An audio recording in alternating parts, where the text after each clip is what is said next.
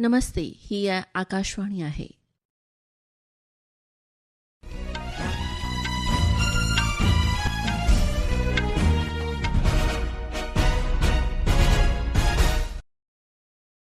हींअर आहीं तमन्ना लालवाणी खां ॿुधंदा सिंधीअ में समाचार. सभ खां अवल अहम सुर्खियूं.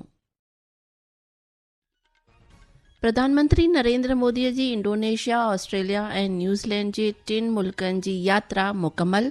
न्यूज़ीलैंड जे प्रधानमंत्री क्रिस्टोफर सां वसीअ चर्चा खां पोइ स्वदेश रवानो. मुल्क भर में अॼु वसीअ ॿूटा पोखियो अभियान हलायो वेंदो. वियतनाम सरकार स्पीड बोट हादसे वाक़े जी जांच जा ॾिना हुकुम.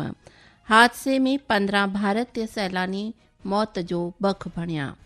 मौसम विभाग ईंदड़ 4 खां 5 ॾींहनि ताईं मुल्क जे उत्तरी ऐं ओभरी हिसनि में ज़ोरदार मींहुं वस जा इम्कान ज़ाहिर कया. चेक गणराज्य जे 21 वरियनि जी लिंडा नोस्कोवा कैरोलिना मुचोवा खे 6-2, 5-7, 6-3 तां शिकस्तो करे विमिल्डन महिला सिंगल्स जो खिताब खटियो. ख़बरूं तफ़सीलवार ॿुधंदा. प्रधानमंत्री नरेंद्र मोदी इंडोनेशिया, ऑस्ट्रेलिया ऐं न्यूज़ीलैंड जी यात्रा पूरी करे स्वदेश रवानो थिया. इन दौरान श्री मोदी न्यूज़ीलैंड जे प्रधानमंत्री क्रिस्टोफर लैक्सन सां वसीअ गुफ़्तगू कई.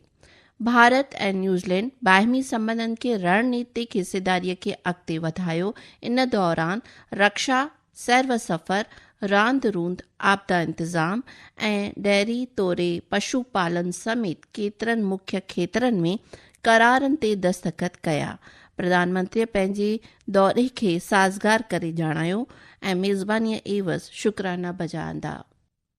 ये मेरा सौभाग्य है, मैं न्यूजीलैंड के सभी निवासियों के लिए, आप सभी लोगों के लिए 140 करोड़ भारतीयों की शुभकामनाएं लेकर आया हूं. प्रधानमंत्री के रूप में भले ही मेरा पहला न्यूजीलैंड दौरा है, लेकिन 25-30 साल पहले जब मैं किसी सरकार में भी हिस्सा नहीं था, सार्वजनिक जीवन में मुझे कोई जानता नहीं था, तब भी मुझे यहाँ न्यूजीलैंड आने का अवसर मिला था. प्रधानमंत्री नरेंद्र मोदीअ भारत न्यूज़ीलैंड जे रिश्तनि नातनि ते ॿुधायो. भारत और न्यूजीलैंड के रिश्ते में यादें भी हैं, दोस्ती भी है, वैल्यूज भी है और एक कमिटमेंट भी है.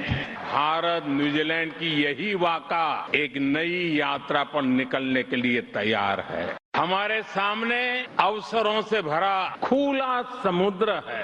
इच्छा शक्ति का नीला आसमान हमारे साथ है. पाने को काफी कुछ है और मैं जानता हूं हम सफल होंगे.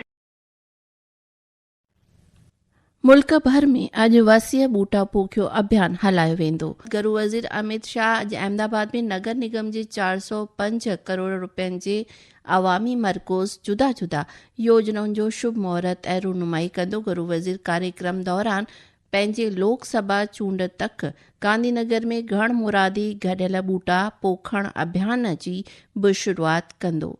तफ़सील असांजे खातो खां.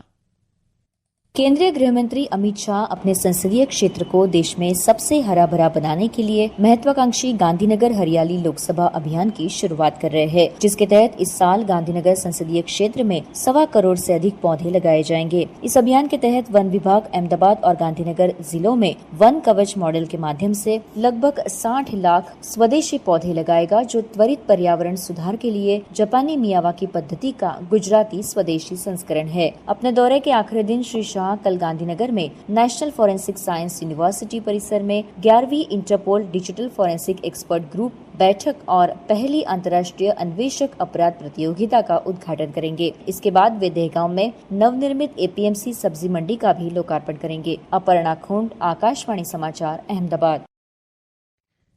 ही ख़बरूं अहीं आकाशवाणीअ तां ॿुधी रहिया आहियो. वधीक ख़बरुनि जी तफ़सील लाइ तव्हीं असांजी वेबसाइट newsonair.gov.in खे फॉलो करे सघो था.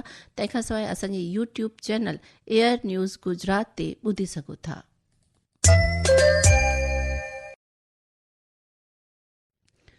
सुजाइल one nation one election bills वाबिस्त जांच कंदड़ जॉइंट पार्लियामेंट्री कमेटीअ गोवा में 2 ॾींहनि जी चर्चा मुकमल कई आहे। इन दौरान समितीअ राज्य सरकार, राजनीतिक धुरियुनि, विधायकनि, संविधान माहिरनि, सरकारी उपक्रमनि, समाजिक एवज़ियुनि ऐं मीडिया सां गुफ़्तगू कई।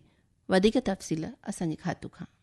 पहले दिन समिति ने गोवा के मुख्यमंत्री डॉक्टर प्रमोद सावंत, मान्यता प्राप्त राजनीतिक दलों के प्रतिनिधियों, संवैधानिक विशेषज्ञों, राज्य निर्वाचन आयोग तथा गोवा विश्वविद्यालय के अधिकारियों के साथ विचार विमर्श किया। दूसरे और अंतिम दिन कल समिति ने गोवा विधानसभा के अध्यक्ष डॉक्टर गणेश गांवकर, विपक्ष के नेता यूरियाले माओ तथा विभिन्न राजनीतिक दलों के विधायकों से चर्चा की। इससे पहले समिति के अध्यक्ष और सांसद पीपी चौधरी ने कहा कि एक साथ चुनाव कराने से सुशासन को बढ़ावा मिलेगा, चुनावी खर्च कम होगा और बार बार होने वाले चुनावों से होने वाले प्रशासनिक व्यवधान में कमी आएगी। समिति अब अपने राष्ट्रव्यापी परामर्श अभियान के अगले चरण में लखनऊ का दौरा करेगी। महेश चोपड़े, आकाशवाणी समाचार, पणजी। वियतनाम जे प्रधानमंत्री ले हुन फूक वोक उपबेट वेझो स्पीड बोट हादसे जे जांच जा हुक्म ॾिना आहिनि। इन हादसे में 15 भारतीय सैलानी मौत जो भॻ बणिया आहिनि।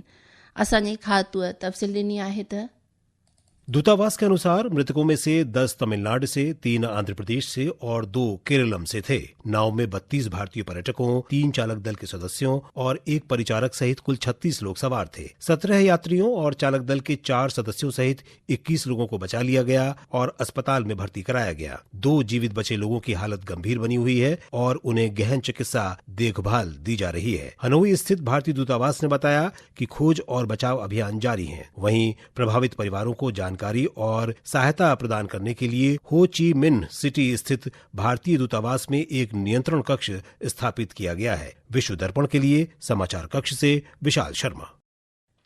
विदेश मंत्री एस जयशंकर वियतनाम में फूक यूक उपबेट जे वेझो ॿेड़ीअ वारे हादसे वाक़े में 15 भारतीय नागरिकनि जे मौत ते ॾुख जो इज़हार कयो आहे। Doctor Jaishankar social media post में चयो त हू ॾुखो ईंदड़ ॿेड़ीअ वारे हादसे वाक़े खां काफ़ी दुखी थियो आहे। विदेश वज़ीर फौतियुनि जे कुटुंबियुनि ॾांहुं संवेदना जो इज़हार कंदे ज़ख़्मियलनि जे जल्द चाकाईअ जी कामना कई। इस्लामिक रेवोल्यूशनरी गार्ड कॉर्प्स जे हॉर्मोज़ जलमार्ग लंघ में साइप्रस जी झंडे वारे जहाज़ मथां हमले खां पोइ अमेरिका ईरान मथां नवां हमला शुरू करे छॾिया आहिनि। अमेरिकी फ़ौज चयो त इहे हमला राष्ट्रपति डोनाल्ड ट्रंप जी हिदायत ते कया विया आहिनि। अमेरिका ॿुधायो त वापारी ॿेड़नि मथां थियल हमले में चालक दल जो हिकु नागरिक मेंबर लापता आहे ऐं जहाज़ में बाहि लॻण सबबि काफ़ी नुक़सानु थियो आहे। रांदियुनि ना रुख कंदे विमिल्डन टेनिस टूर्नामेंट में काल्ह राति लंदन में 21 वरिहनि जी लिंडा नोस्कोवा चेक गणराज्य जी कोरोलिना मोकुआ खे 6-2, 5-7, 6-3 तां शिकस्त ॾींदे महिला सिंगल्स जो ख़िताब खटियो आहे।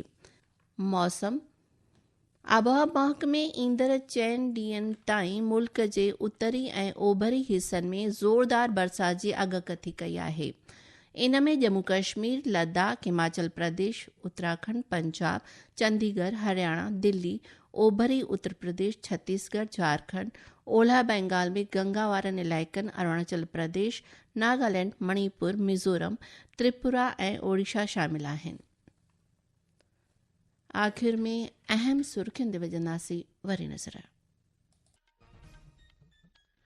प्रधानमंत्री नरेंद्र मोदी जी इंडोनेशिया, ऑस्ट्रेलिया ऐं न्यूज़ीलैंड जी 3 मुल्कनि जी यात्रा मुकमल। न्यूज़ीलैंड जे प्रधानमंत्री क्रिस्टोफर सां वसीअ चर्चा खां पोइ स्वदेश रवानो। मुल्क भर में अॼु वसीअ बूटा पोखियो अभियान हलायो वेंदो। वियतनाम सरकार स्पीड बोट हादसे वाक़े जी जांच जा ॾिना हुक्म। हादसे में 15 भारतीय सैलानी मौत जो भॻ बणिया। मौसम विभाग ईंदड़ 4 खां 5 ॾींहनि ताईं मुल्क जे उत्तरी ऐं ओभरी हिसनि में ज़ोरदार मींहं वस जा इम्कान ज़ाहिर कया ऐं चेक गणराज्य जी 21 वरिहनि जी लिंडा नोस्कोवा करोलिना मुचोवा खे 6-2, 5-7, 6-3 तां शिकस्तो करे विमिल्डन महिला सिंगल्स जो ख़िताब खटियो। आकाशवाणी सिंधी समाचारनि जो इहो अंक ते समाप्त थियो। नमस्ते।